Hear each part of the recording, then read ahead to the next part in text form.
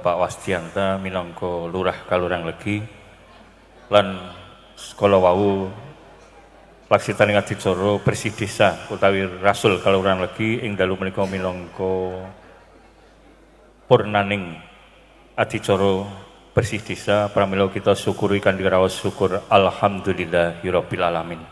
Salajengipun ing samangkih badhe dipun wondeni penyerahan secara simbolis tokoh wayang ing dalu menika samangkih dalang Ki Gading Pawukir Sena Saputra badhe mendhet lampahan laire Wisanggeni. Pramila saking menika tokoh wayang Wisanggeni samangkih badhe dipun pasrahaken saking Bapak Lurah dumunten dipun tampi dalang Ki Gading Pawukir Sena Saputra dumunten samangkih adicara ringgit wacucal sedalu natas badhe kapurwakan. Wekdal ing samangkih kita sumanggaken dhumateng Ki Gading lan warga seni karawitan warga Laras lan sumangga dhumateng Bapak Lurah kita aturaken. Ki Dalang Gading Pawukir Sena Saputra. Kula minangka batal wakil saking sedaya warga masyarakat Kalurang Legi ngersaya dhateng panjenengan. Mugi keparenga mbabar ringgit purwa sedalu natas kanthi lampahan laire Wisanggeni. Mugi-mugi lampahing pagelaran Purwa Madya Wusana kalis ing rubeda nir ing sambikala.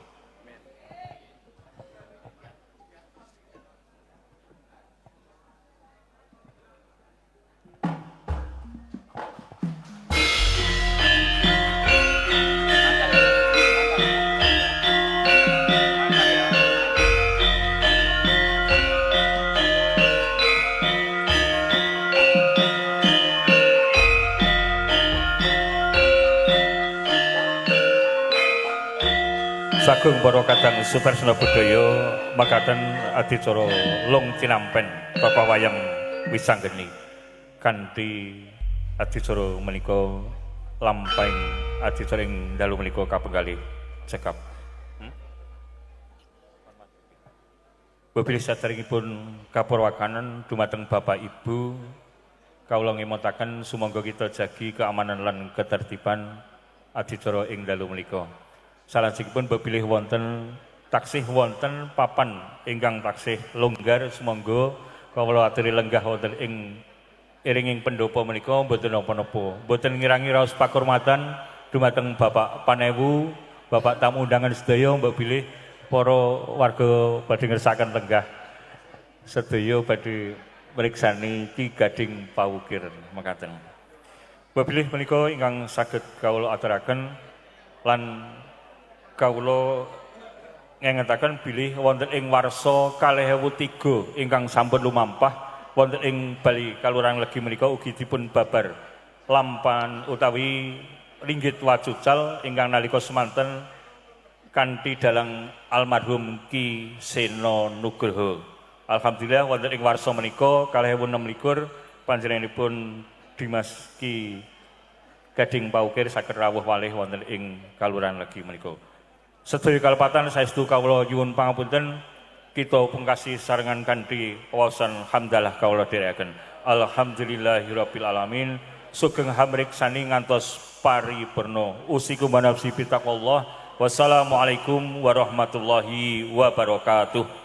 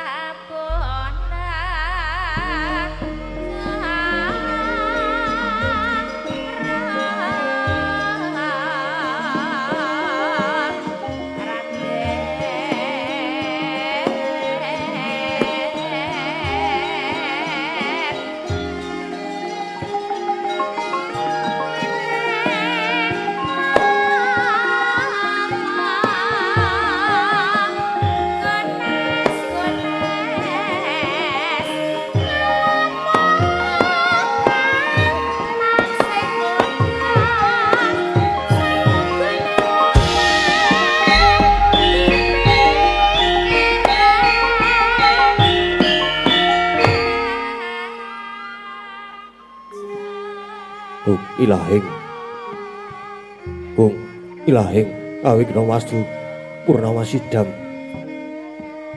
awigna mastu silat mlingguang jagat karana silan tondo gawe sisaning bisana sono sinawulan kula paestu masil stantun lampahing Buddha jirantur tutur katelo tulat mrilabden paradya ulur situng apa para mengeskara karena gya tuming jaman purwa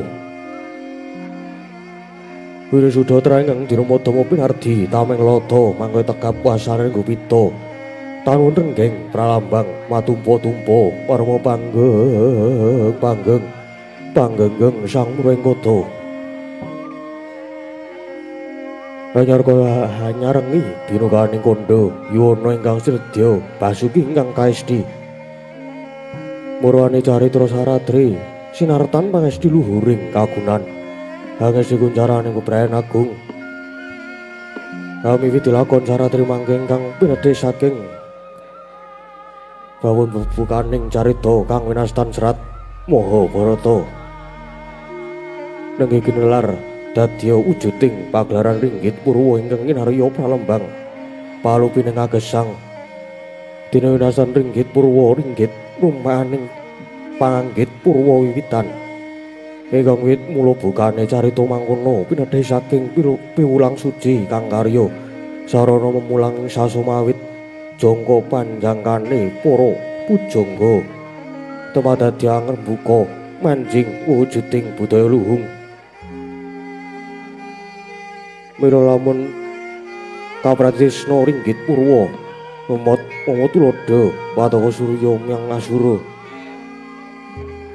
ingkang pundhate pada asura sirna dening rodaning Darmastuti iki mriku minangka adiling kang kawasa kang wireja jroning hukum karma sapa salah bakale seleh sapa gawe bakale nganggo nandur unduh prawira marganing sawarga nista marganing naraka dene ringgit purwa ginelar ngrumpaka lakoning jalma pramila peprasrene anglemba isining bawana gelar pinandang embane tawang rada kang awing-awing teba kaesti minangka bumi blencong ingkang hanalayekti pasmen minangka lakoning Surya Candra Myang Kartika gending munyo minangka gambaraning swasana bungah lan susah keprak lan dodokan minangka cihna keketeking jejantung ingkang manjing rasa pangrasa wayang minangka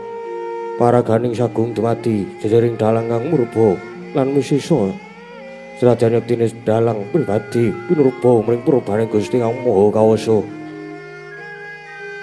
Ayara-kara anyarengi ing mangsa kala kalaning pagelaran ginupedak sadalu mangke pundhita ingkang meweng gupita anengging loka bawana ing pakayangan jungring saluka marma sirebut jungring saluka ikti katon ngalelaning pucuking Haldaka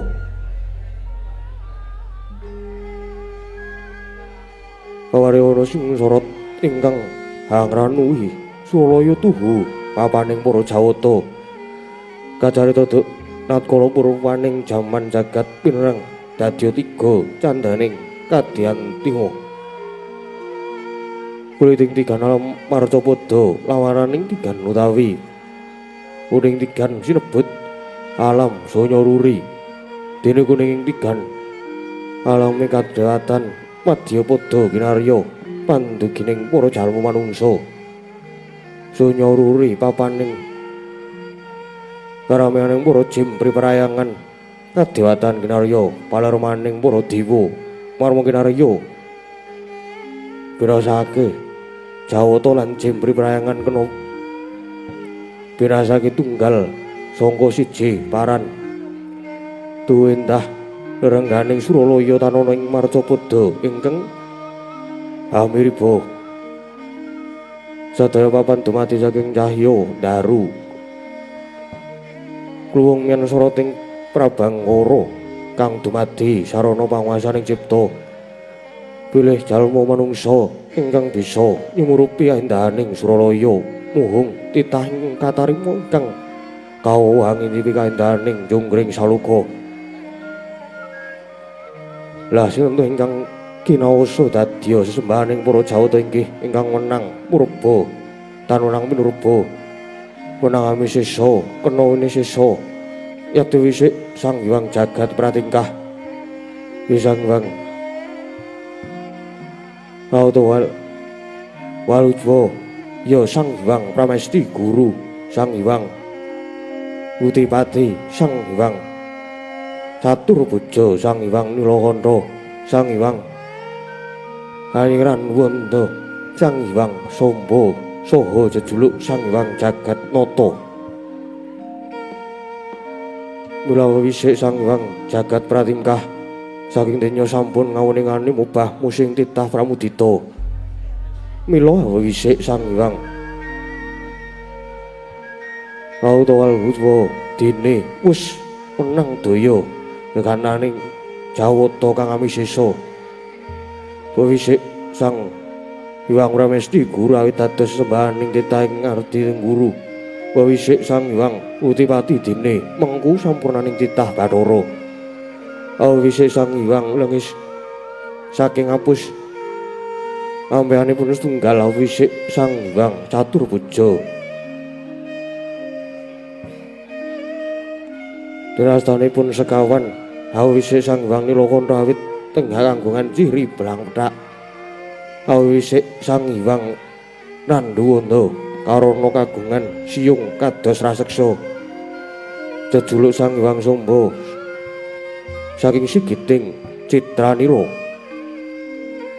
marma wisik Sang Hyang Jagat Nata sanyata ingkang menang menggone Tribawana inggih punika jagat ngandhap jagat madya lan jagat luhur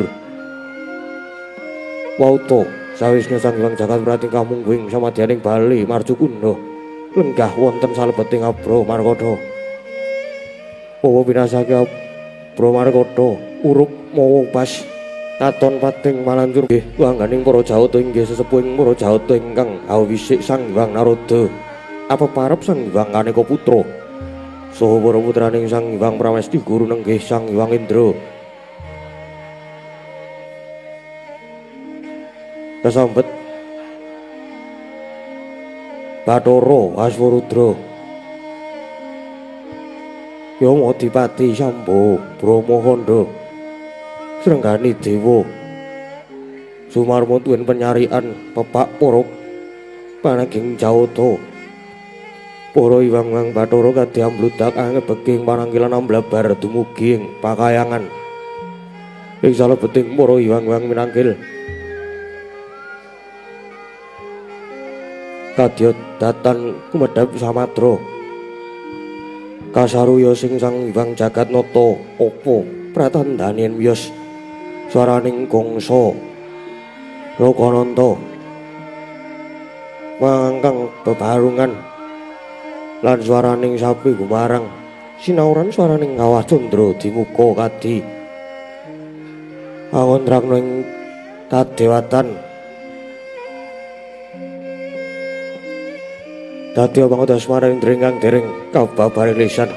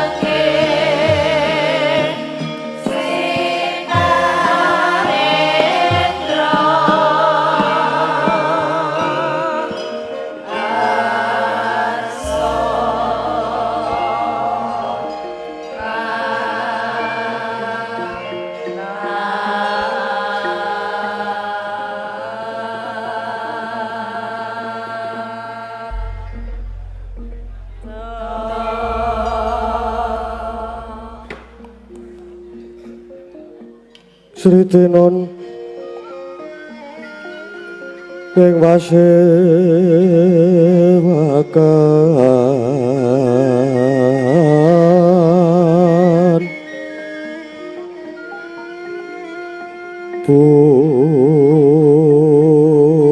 busana maneka warna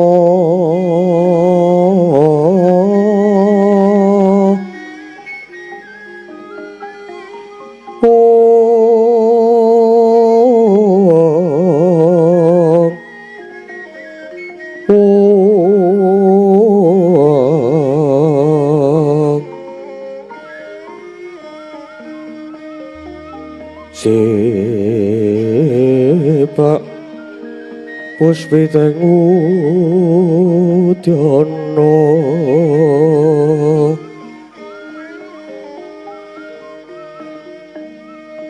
yang manjara saroro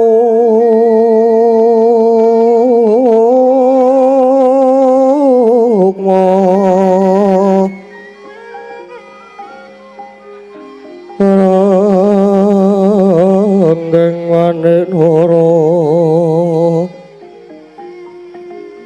Narata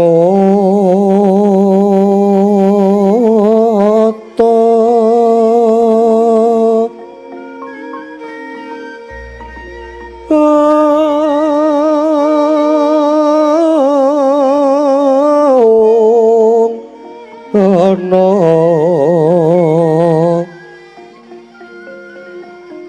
Abra banyu kang sumirat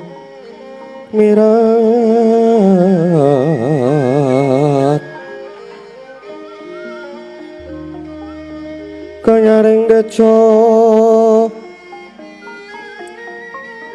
kaliwaran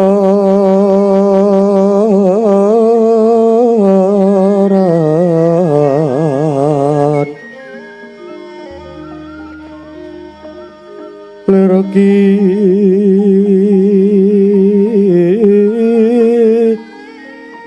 laci siring nadit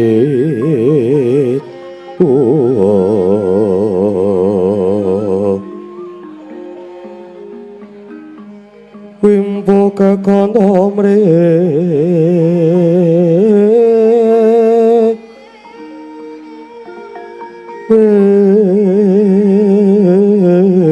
inggit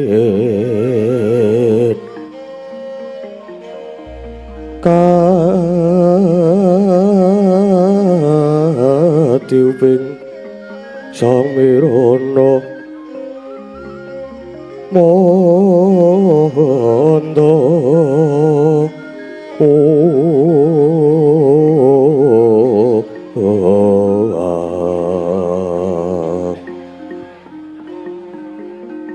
saparan mangambar gungas gepeki jroning pasewakan tandiya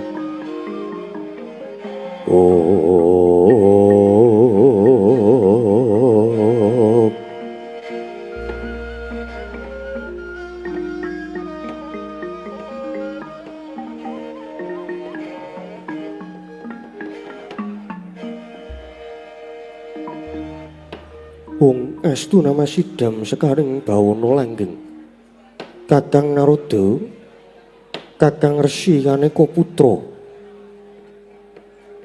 sawetawis lenggah wonten bali Marcukunda Manik ingkang rai ngaturaken pasegan panakrami kunjuk wonten karsanipun Kakang Resi Kaneka Putra Kakang Resi Narada prekencong maruda yang pak pong bu bolong kali cuti sama si gawe. Nok niki di tansah pinayon kawidatan ring Sambikala wiswanipun ingkang raka.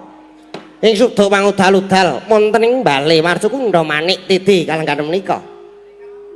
Saha asung pambagenipun Adi Pramesti sampun kula tampi karya bombong raosipun manahipun ingkang raka. Namung keparenga kula ngaturaken Budi astawanipun ingkang rawa kunjuk dhateng Adi Pramesti Bathara Guru.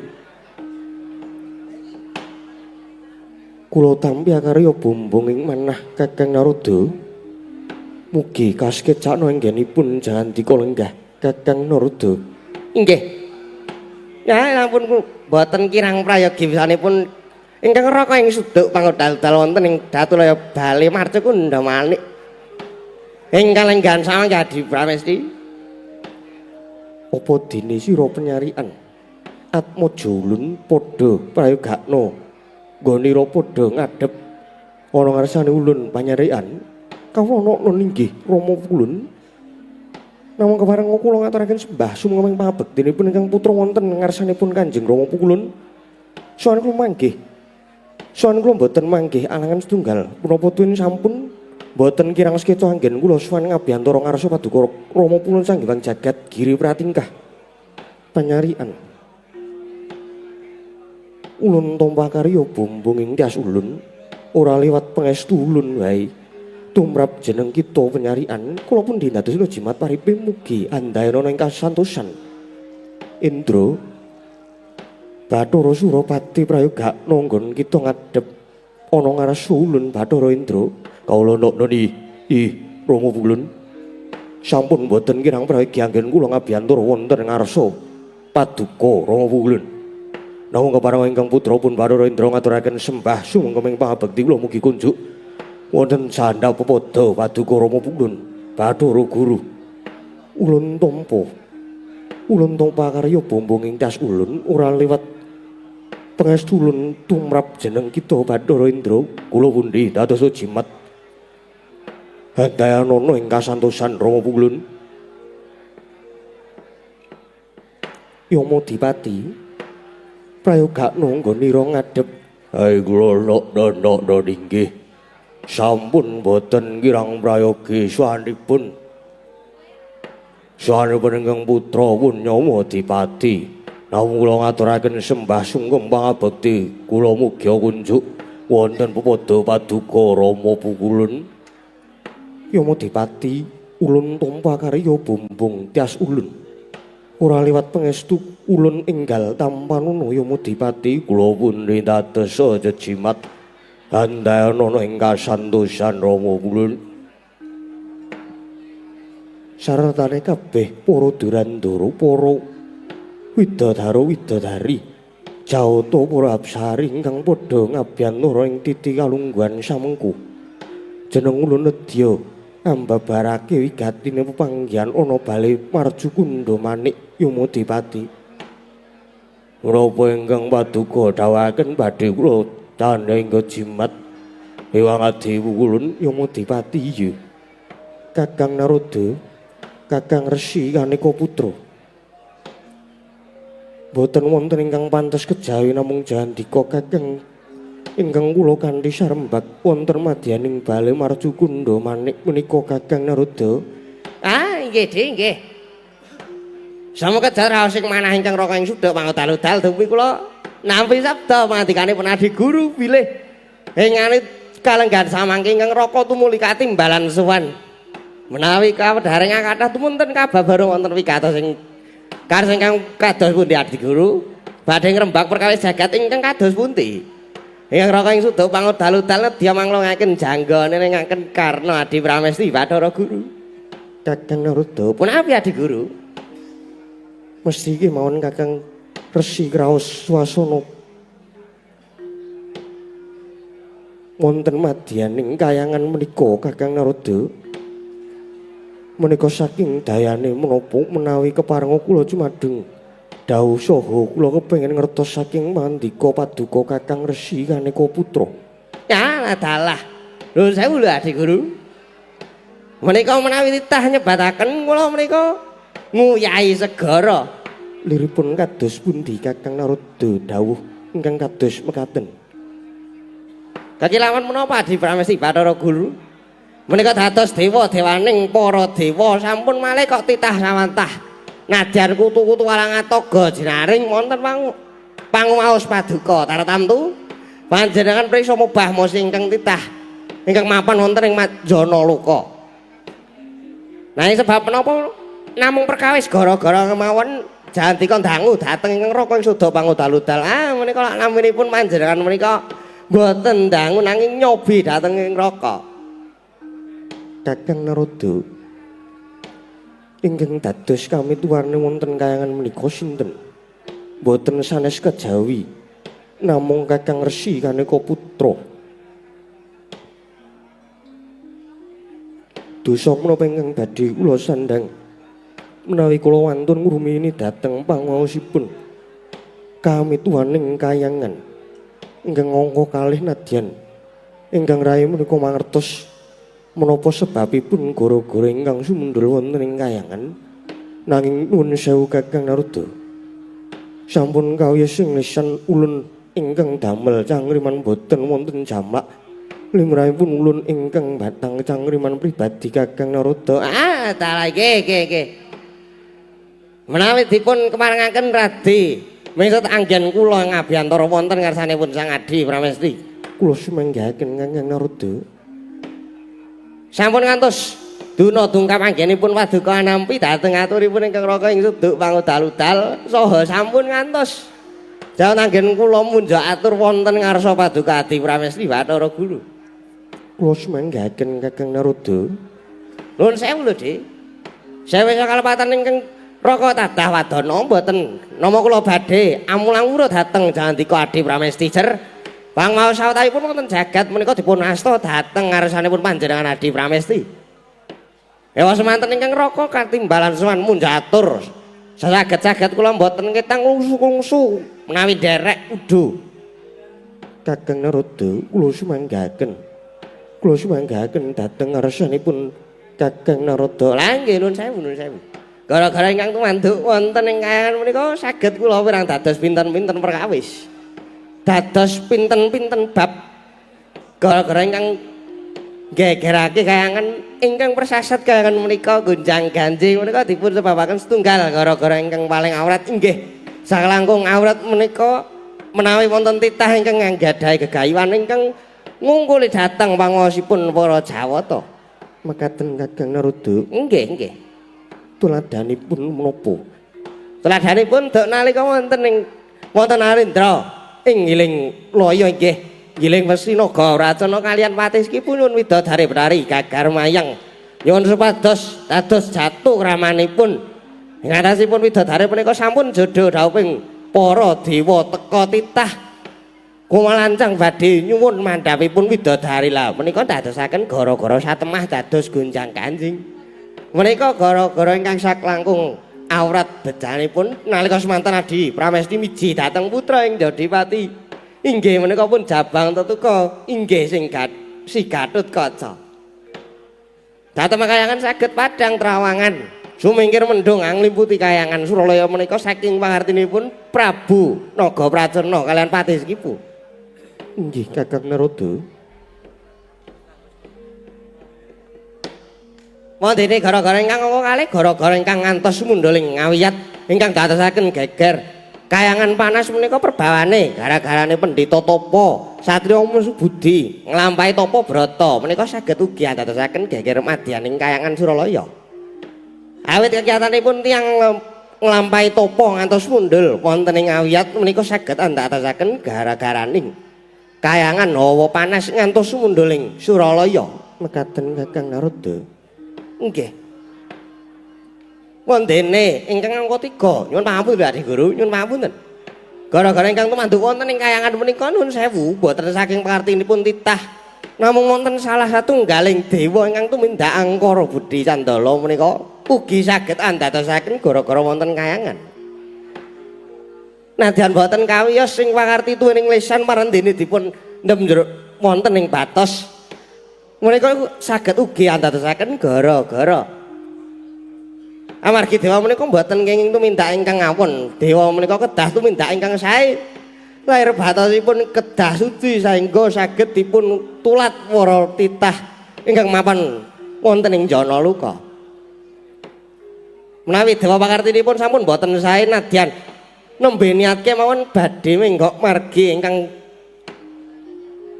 Klentula menika ndadosaken gara-gara. Nah wila gara-gara wonten kayangan menika saged katandha setunggaling menawi wonten titah ingkang panyuwunipun ngungkuli para Jawata angka kalih wonten satriya Pinandhita nglampahi tapa menika ugi saged dadosaken gara-gara ingkang angka 3 menawi wonten satunggiling dewa ingkang anggadhahi pakarti ingkang boten sae nadyan menika nembe dipun batos kemawon saged dadosaken gara-gara wonten ing kahyangan Adi Guru. Nun sewu Kakang Resi. Lajeng samangke menawi miturut jandika Kakang Narada gara-gara wonten ing kahyangan menika dipun sababaken saking menapa wonten titah ingkang badhe nyuwun satunggiling praboting kahyangan ingkang nglangkungi dhateng para Jawata menapa wonten pandhita satriya lampah tapa menapa wonten satunggiling Jawata ingkang gadhahi gegebengan nanging boten kaya sing lisan namung dipundhem wonten salebeting batos. Nuwun sewu lho sampun ngantos kula menika mangkahi dhateng panguwasipun Adi Pramesti Bathara Guru. Namung matur menapa wontenipun. Inggih Kakang Narada, inggih. Nuwun sewu lho, Di. Menika wonten sokanipun Mandya Brari Durga kanthi badan wadak. Mangka sintena kemawon menika manawi minggah wonten kayangan mboten dipun keparengaken kanthi badan wadak. Nanging Durga menika sawan kanthi badan wadak nggih kula pitados radan Durga menika dados dewaning panggoda pangrencana nanging menika dados geneping para dewa nanging nuwun sewu kayanganipun mapan wonten ing jagat raya. Mila Durga sawan menika nggih kedah badan sukma. Nanging kula sanget dene Durga sawan ngabiyantara wonten ngersa paduka Adi Bathara Guru kanthi badan wadak nuwun sewu. Mbok menawi gara-garaning kayangan inggih dipun sebabaken sawanipun mremoni kanthi badan wadak menika kala wau. Kakang Narada mekaten. Inggih, Dik, inggih. Ingkang mekaten katimbalana menapa wigatosipun Pandya Brari Durga sawan wonten ngersa paduka Adi Pramesti Bathara Guru. Menawi wonten wigatos tumunten kadangu supados samangke sampun ngantos saya ndadra wepanan ingkang tumanduk wonten ing kayangan menika Adi Guru. Kakang Narada kasinggihan mekaten. Kula aturi samene sawetawis kula badhe andangu dhateng Bathari Durga. Kula semanggaken, Dik. Kula semanggaken Adi Guru. Permoni mara gage maju sira suwan ulun mboya mangerteni ana wigati apa lan darbe sedya. Darbe sedya apa mara gage maju kene permoni ulun nimbali marang jeneng kita Pandya Brari Durga. Andra ingkang wis witarum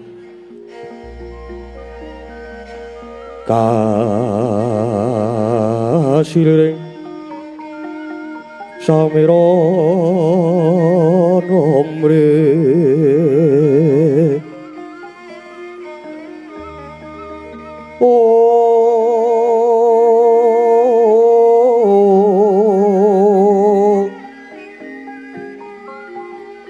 Sekar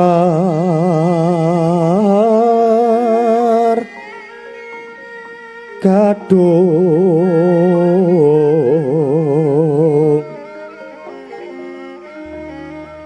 ko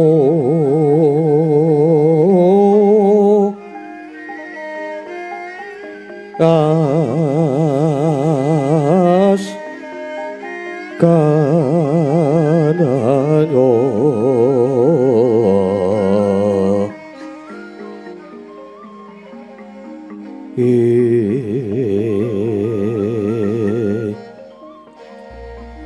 Waweh raras retnaning driya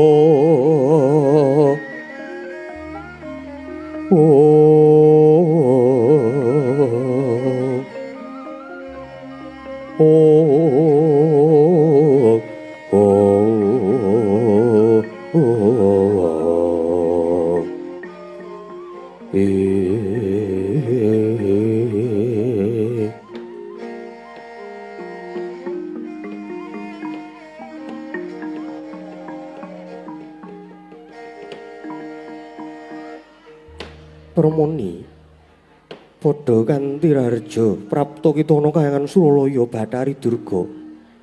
Menawi pasang kaliman tape direbeh ngeduni sumawing tamang tuwang. Yen panting tolak manuk kulun keparing kula ngaturaken sembah sumangga pangabekti kula kunca wonten ngersa paduka ingkang adi kulun. Ya Permoni usulun tampa karya bombong tiasulun. ora liwat pangestu ulun tampanono permoni. Kula pun tinggal jimat endah ana kasantosan kula. Nah, ora kencang. Warudaya Pak pengali cudi sapa sing gawe durga. Padha kanthi harja sap prapta kita Pandhawari durga. Wis tepat duka 50 narada wilujeng lampah kula bakti kula kunjuk. Ya lunta makarya bombong ing cas. Ora lewat prayogakna nggon kita ngadhep ana ngersane Adi Pramesti Bathara Guru. Nggih ngestaken dawuh. Durga, kula wonten tinimbangan. Ana wigati apa dene jeneng kita suwan mongko tanpa tinimbalan. Yen to darbe sedya mara gage matur ingkang kanthi trewaja. Sedya kita apa lan niat kita kang kepiye matur wiwit purwa madya usana. Samdang aja nganti ana kang karempit Pandhawari Durga. Anggen kula ronto-ronto menika kula namung gagas dhateng gasang kula. Durga, nadyan kita urip ana jagat nanging kita iku klebu peranganing jauta. Mula apa to kang kita gagas teka kita wujud. Kadewataning kita katarungku kelawan kadonyan. Inggih, mboten perkawis anggen kula mapan wonten ing jagat raya menika kula tampi kanthi ikhlas pulun. Nang semanten aku sampun pinten-pinten dinten menika nuwun sewu kula badhe nyuwun priksa dhateng Paduka mangati pulun. Ya kita bakal nyuwun prisa apa permoni? Napa Paduka mangati pulun menika tasih ngakeni menawi Dewasrani menika putra Paduka mangati pulun. Durga, nadyan dikaya ngapa Dewasrani kuwi wiji ulun. Nalika jeneng ulun pepasihan kelawan jeneng kita, mula Dewasrani kuwi atmaja ulun. Bat-bat. Nanging men gesangipun Dewasrani tebih kalian sudarmanipun. Ingkang pendak dipun boten namung kula, pendak Dewasrani menika nggadhahi pepinginan namung kula ingkang dipun tangisi. Kula menika awrat anggenipun nyangga dhateng jejiban dados ibu ingkang tansah caket kalian anak kula pun Dewasrani. Dewasrani darbe pepinginan apa Durga? Mugi dados kawuningan bilih samangke Dewasrani badhe mungkasi jejaganipun pulun. Ilahing astu nama sidam. Durga, wonten pangandikan ngadhawuh yen pancen to Dewasrani bakal mungkasi jejakane tegese bakal nambut silaning akrama mengku sawijining putri. Durga, mara gage matura putri ngendi ingkang dadi lenging cipta sarta dadi wating katresnan si Dewasrani. Ulun minangka sudaramane ulun ora bakal iso lumuh ngentasi perkara. Ulun bakal tanggung jawab perkara iki. Bat-bat menika ya saking pandikan Paduka ulun piyambak lho ulun. Ya. Ulun kang wis kepareng paring pangandikan marang jeneng kita. Ulun bakal tanggung jawab. Kuwi ana apa kang wis ulun ngendikake kuwi kababar dadi kasunyatan. Kabeh mesti kasunyatan Durga. Terus mbangun tanpa pepindhan ulun. Nek tetelo mangkaten dadosaken bombong raos ing manah kula. Iya mara gage matura. Putri ngendi ingkang dadi weteng ati Dewasrani Durga? Sareng Dewasrani kula desek Rembag. Piyambakipun walaka kalian kula matur menawi wonten wanita ingkang dados weteng manahipun Dewasrani. Boten wonten widodari ingkang dados weteng manahipun Dewasrani kejawi namung nuwun sewu. Inggih, menika widodari saking kayangan Dresila Geni. Nggih. Ing kayangan swarga Dauna inggih menika atmajanipun Bathara Brahma inggih. Menika pun Dresana lho pulun. Menika ingkang dipun jangka kalian Dewasrani. Kula sampun maring pangandikan bilih. Dresana lho menika sampun minangka dening Panjanaka nanging nuwun sewu pulun. Dewasrani malah badhe ngentengaken pejah.